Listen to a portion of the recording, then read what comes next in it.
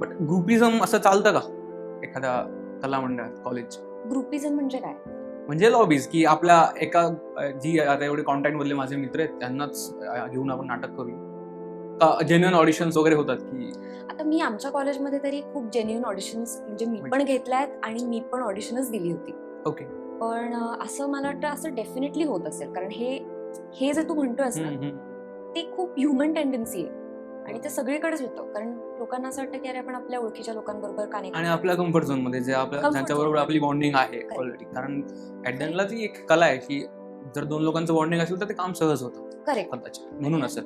आणि असं डेफिनेटली होत असेल. पण मला वाटतं की म्हणजे मी असं नाही म्हणणार की मी माझ्या कॉलेजमध्ये हे खूप पाहिलंय. कारण म्हणजे मी नेहमी हेच पाहिलंय की ज्या लोकांनी आधी ऍक्च्युली काहीतरी प्रूव्ह केलंय त्यांनीच पुढच्या वर्षी लिहिलंय किंवा डिरेक्ट केलंय. बरोबर.